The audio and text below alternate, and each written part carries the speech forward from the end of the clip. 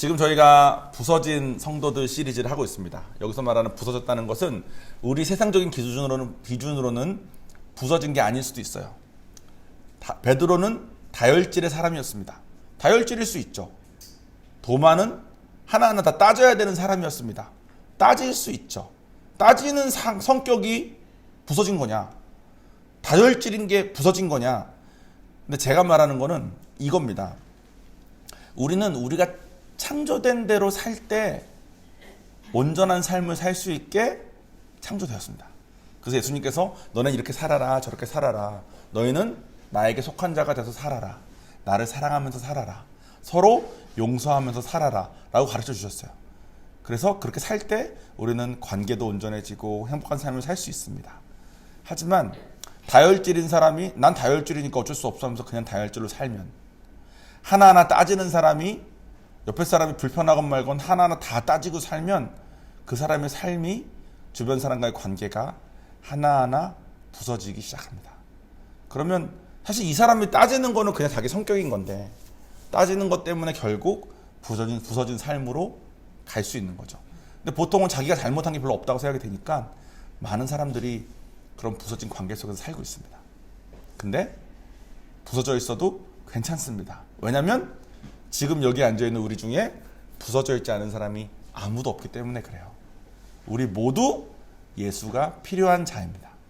그래서 예수가 필요한 자로서 예수님이 필요하니까 예수님을 더 알고자 원하고 예수님이 가르쳐준 대로 살길 원하는 마음으로 우리가 부서진 우리의 모습을 주님의 사랑으로 조금씩 회복시키면서 사는 것이 필요합니다.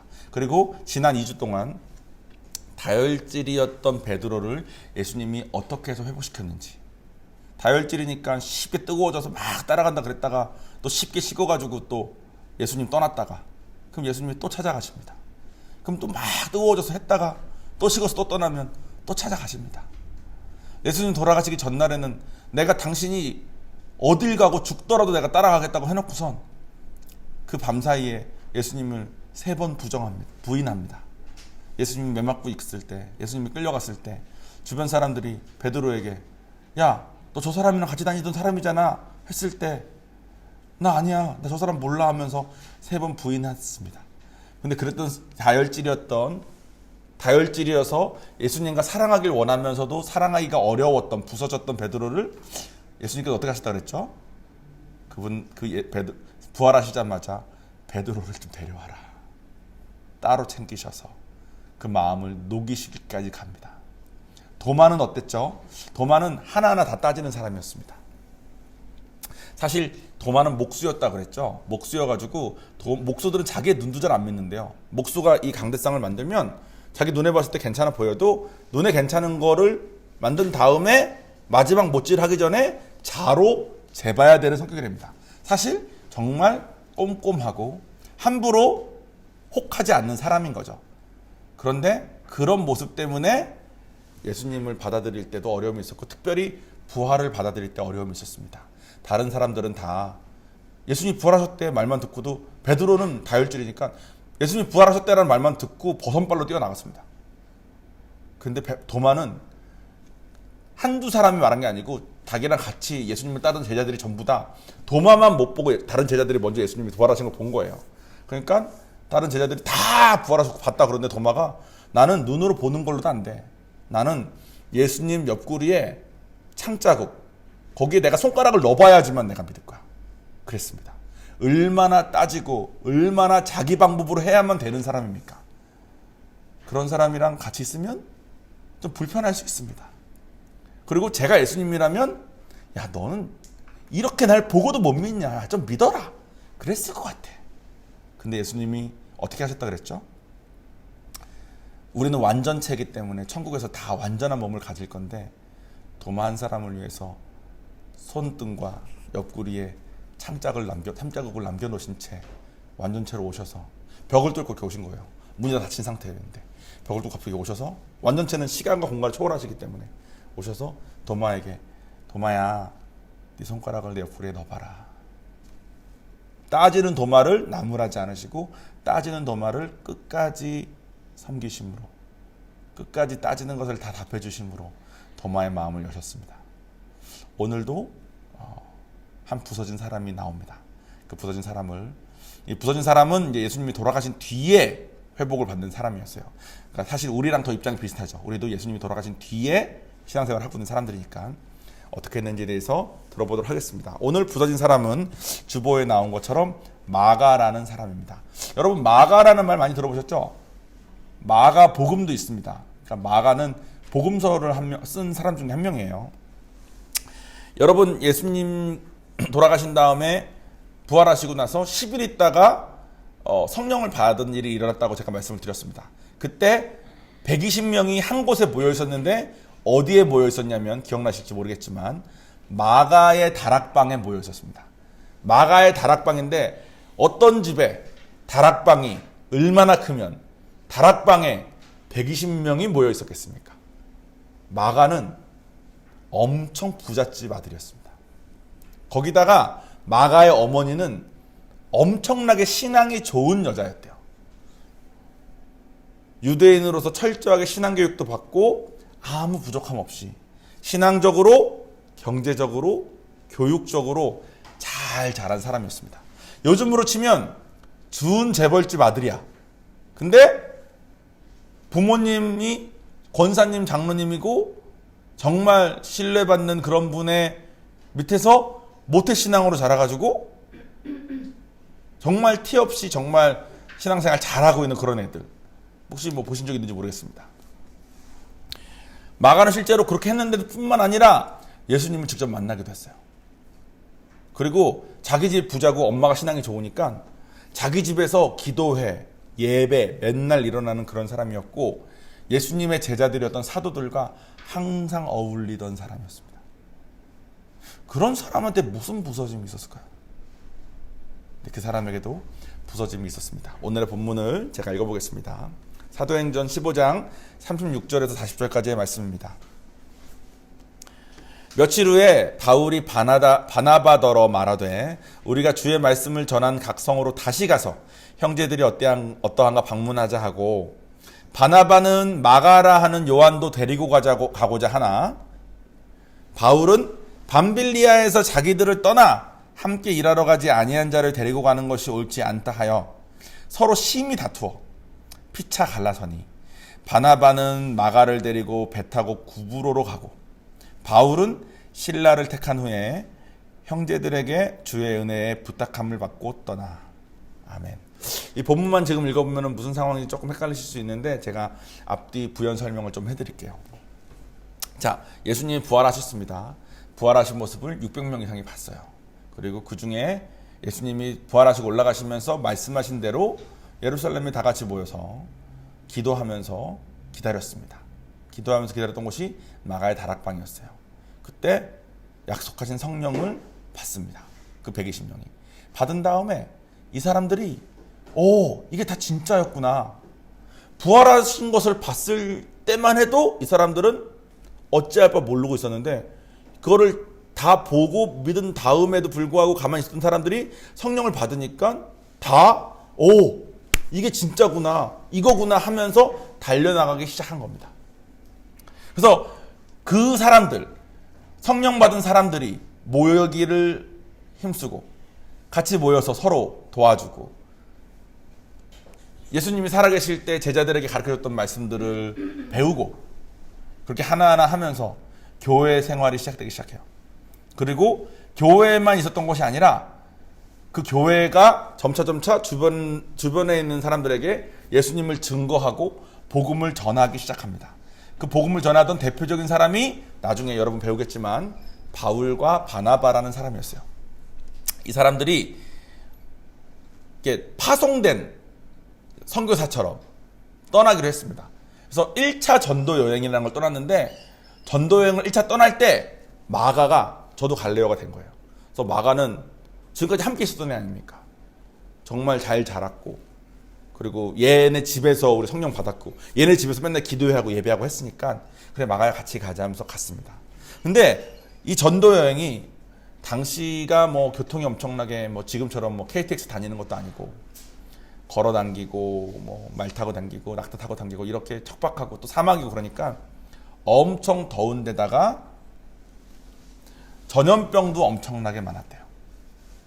거기다가 이 1차 전도 여행의 그 여행 그 경로가 산이 좀 험한 데였답니다. 그래서 산적도 진짜 많았대요. 그래서 부유하게 자라고 고생을 안 해봤던 마가가 인생 경험이 엄청 많은 바울과 바나바랑 함께 그를 따르다가 도중에 저 이거 도저히 못하겠어요 하고 돌아와 버립니다.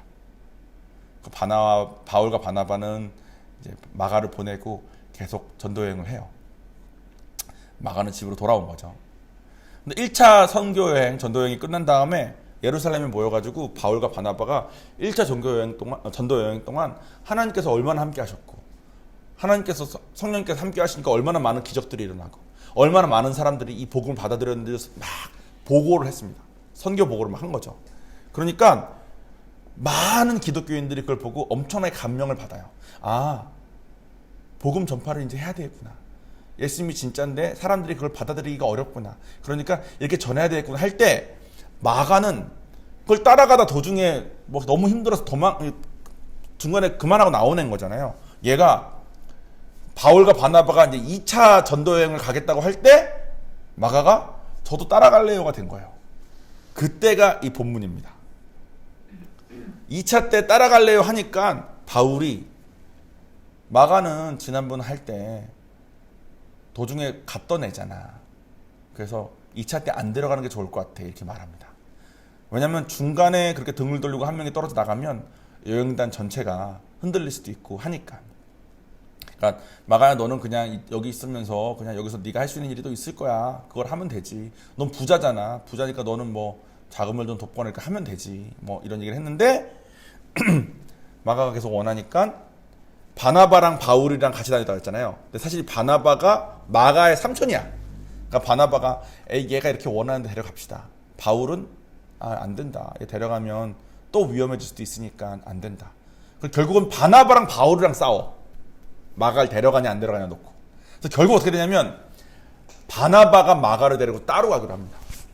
그래서 바나바랑 마가랑은 따로 구브로라고 하는 조금 안전한 데로 전도여행을 가요. 그리고 바울은 실라라는 다른 사람을 데리고 2차 전도여행을 떠납니다. 베드로는 다혈질이어서 부서진 사람이었어요. 다혈질 자체가 부서졌다는 게 아니라 다혈질로 인해서. 도마는 따지는 그걸로 인해서 부서진 삶을 살던 사람이었어요. 마가는 유복한 환경에서 너무 유약하게 자란 것이 그 사람의 어려움이었습니다. 사실 다혈질인 거나 따지는 것보다 돈이 주는 편안함으로 유약해진 것이 좀 더 어려울 수 있는 것 같아요. 보통 사람 같으면 1차 때 못하겠다고 도중에 떠나는 것도 쉽지 않았을 거고 1차 때 떠난 다음에 2차 때 또 뻔뻔하게 가겠다고 말하는 것도 쉽지 않았을 겁니다. 생각해보면 어렸을 때 이렇게 하건 저렇게 하건 잘 받아주신 부모님 밑에서 자라서 그렇겠죠. 근데 이 돈의 힘이라는 게 좀 무서운 것 같아요. 여러분 돈 때문에 고생해 보신 적 있으십니까? 저도 있습니다. 돈이 너무 많아서 뭐 교만해지신 적도 있습니까? 그거는 잘 없죠 우리가. 돈이 참 무서운 게 다혈질인 사람은 살다가 자기 다혈질적인 성격 때문에 후회도 많이 했을 거예요. 따지는 사람은 후회까지는 아닐지 몰라도 사람들이 자기를 공감하지 못하는 것 때문에 어려웠을 수 있습니다. 돈이 많은 사람은 주변 사람들이 다 좋아해요. 이 사람 옆에 붙어있으면 떨어지는 것도 많고 좋으니까. 그러니까 아마 마가는 자기가 돈이 많은 집에서 자란 유약한 사람인 것이 단점으로 느껴지지 못했을 겁니다. 돈이 있으면 또 세상에 어려운 일 한 90%는 덮입니다. 돈으로 해결하면 되니까. 저랑 우성사모도 결혼했을 때는 돈이 별로 없었지만 결혼한 다음에 한 1, 2년 정도 뒤부터 하나님께서 많이 축복해 주셔가지고 돈이 잘 벌었습니다. 뭐 엄청 잘 벌진 않았어요. 근데 그냥 저희가 원했던 만큼은 벌고 살았던 것 같아요. 부족함 없이 원하는 거 하고 사는 정도. 그래서 뭐 집에 거울을 달거나 커튼을 달거나 뭐 수도를 고치거나 할 때 저는 다 돈으로 했습니다. 제가 잘 못하기도 하고 또 돈 이렇게 주면 돈 줘서 사람 쓰면 그 사람 전문가로서 하니까 얼마나 잘하겠어요, 그죠? 돈을 했습니다. 선교사가 됐을까기 전까지는 저와 우성사모 사이에 뭐 무슨 일을 이렇게 하고 저렇게 하고에 대해서 큰 어려움은 좀 없었던 것 같은데, 선교사 된 다음부터 이제 돈을 할 수 없지 않습니까? 제가 해야 되는데 전 잘하지도 못하고, 또 마음에는 이런 거 그냥 예전에는 돈으로 이렇게 했으면 됐는데 이제 돈이 안 되고 내가 직접 해야 되니까 어떻게 하면 최대한 돈을 아껴야 되는지도 고민해야 되고, 이렇게 하다 보니까 저의 약점들이 드러나는 거죠. 게으르고 하기 싫고 이 핑계 저 핑계 대고. 근데 저는 나름 유학생활하면서 고생도 좀 했기 때문에 제가 그런 점이 좀 훈련이 된 사람이라고 착각하고 있었거든. 근데 우성사모가 힘들었을 것 같아요. 제가 그렇게 돈으로 그냥 대충 이렇게 해결하고, 힘든 것 같으면 돈으로 진짜 좀 좋은 귀걸이나 목걸이 사서 좀 걸어주면서 선물 마음 좀 풀어주도록 하고, 이런 거. 돈이 없으니까 선물도 못하고 사람 불러서 깔끔하게 해결도 못하고, 이거 언제 고쳐줄 거야. 그래서 저희 화장실 형광등이 어두운 채 저희 1년 넘게 쓴 것 같아요. 몇 번 봤는데 지금 이 LED 등도 저는 이거 어떻게 까야 될지 잘 모르겠거든요. 근데 우성사모는 공대 출신이기도 하고 하니까 이게 딱 보면 이렇게 될 것 같은데, 보니까 이거 형광등도 다 사놨더라고. 제가 1년 넘어서 큰 마음을 먹고 내가 한번 해볼게 하니까 집에 형광등이 이미 있더라고. 그러니까 뭐 와이프가 그렇게 마음을 다 쓰고 제가 할 때까지 기다려준 거죠. 저를 그렇게 섬겨준 거죠. 돈이 있을 때는 그런 게 드러나지 않았어. 형광등 좀 안 되는데? 그래? 뭐 사람 부를래? 이렇게 살았으니까. 근데 그렇게 돈이 힘들어서, 돈이 없어서 저의 그런 단점들이 드러나고 보니까 저의 예전 태도가 되게 안 좋았더라고요. 저의 태도가 내가 돈을 벌어오니까 나 일정 이런 귀찮게 하지 말고 돈으로 그냥 해결해라. 이 태도가 내가 있었더라고. 돈이라는 게 참 잘 쓰면 좋은데 돈 때문에 사람이 그렇게 지저분한 생각으로, 아내를 아끼는 마음이었으면 돈을 쓰고 안 쓰고는 둘째 문제고, 이 사람에게 고민이면 제가 그걸 들어주고 했어야 되는 건데 내가 돈 벌어오잖아라는 약간 이게 제가 있었던 것 같아요. 그 돈이 없어지면 불편해지니까 하나님께 기도할 때도 돈에 대한 기도를 좀 많이 하게 됩니다. 근데 여러분, 제가 우상 시리즈 때 말씀드린 것처럼 하나님은 하나님보다 중요한 것이 있으면 우리의 삶이 얼마나 부서지는지를 잘 아시는 분이십니다. 그래서 하나님보다 중요한 게 있으면 그 중요한 게 잘 되고 못 되고가 우리가 하나님께 가고 못 가고를 좌지우지하니까, 예를 들어서 돈이 너무 중요하면 돈이 많을 때는 하나님한테 안 가. 돈이 없을 때 가. 그러면 하나님 입장에서 돈을 달라고 기도할 때, 야 종원아, 너 돈 주면 나한테 안 올 거잖아. 그런 입장이시지 않겠습니까? 그러니까 우리의 우상을 축복하시기가 참 어려워요.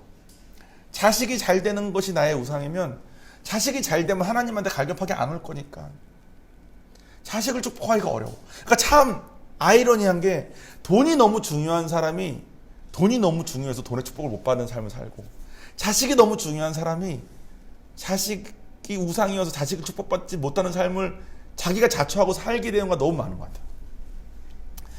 우리의 관심은 내 환경이 좋아지는 건데 하나님의 관심은 내가 좋아지는 겁니다. 그래서 마가도 베드로에게 맞춰서 하나님께서 하신 것처럼, 도마에게 맞춰서 하나님이 하신 것처럼 마가에게도 하나님께서 하십니다. 마가에게 하신 것은 끝없이 기회를 주신 거였어요. 마가 입장에서는 아마 쉽지 않았을 겁니다. 돈에 편하게 의지하고 돈으로 해결하면 되고, 또 뭐 엄마가 신앙이 좋으시니까 뭐 어려운 거 있을 때마다 엄마한테 물어보면 되고, 이런 삶을 살았던 사람이 남을 섬기고 하나님이 하라는 대로 살다가 보면 아마 부딪히고 걸리는 일들이 진짜 많았을 거예요.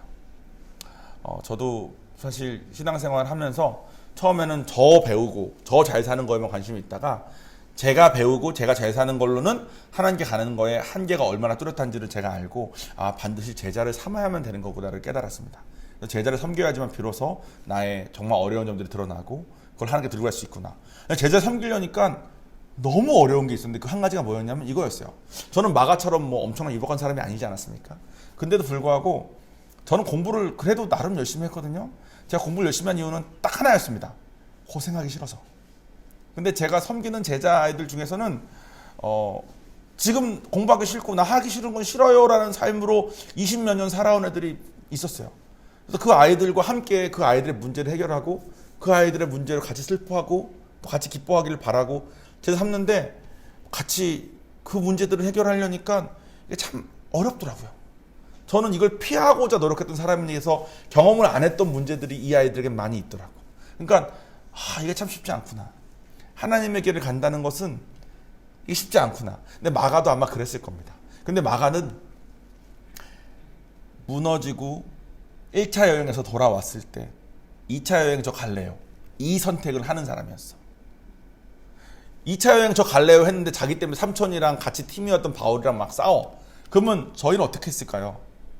나 때문에 너무 분란이 일어나네. 저 안 갈게요, 안 갈게요. 두 분 가세요. 그랬을 것 같아. 근데 마가는 그렇게 하지 않았어. 1차 여행 저는 도중에 실패했지만 1차 여행 결과를 보니까 이거 진짜 하나님 길 맞네요. 저 갈래요. 두 분이 싸워. 그래도 저 꼭 데려가 주세요. 싸워서 두 분이 같이 안 가고 따로 가게 됐어. 그래도 자긴 가. 염치 없고 눈치 보여도 했습니다. 힘들어도 선택하는 거예요. 유복하게 자라서 유약한데 힘들어도 선택하고.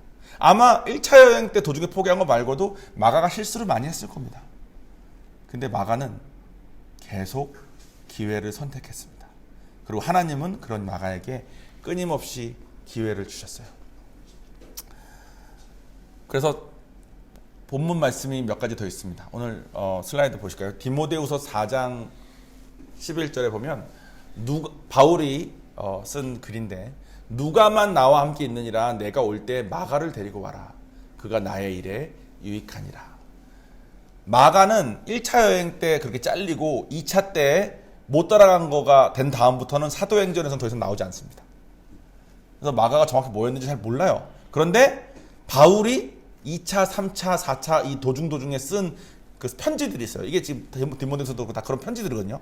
편지들을 보면 마가가 그 사이에 계속 하나님 주신 기회를 선택함으로써 이제 많이 변했구나. 이걸 볼 수 있는 장면들이 몇 가지가 있습니다. 그 중에 하나가 이거예요. 바울이 지금 누가가 나랑 함께 있는데 마가도 나한테 좀 보내줘. 마가가 나한테 참 도움을 많이 줘. 2차 여행 출발할 때 바울이 오늘 본문처럼 마가 나 얘 못 데려가. 1차 때 얘 도중에 나와가지고 얼마나 힘들었는데 2차 때는 안 데려가 했던 사람 아닙니까?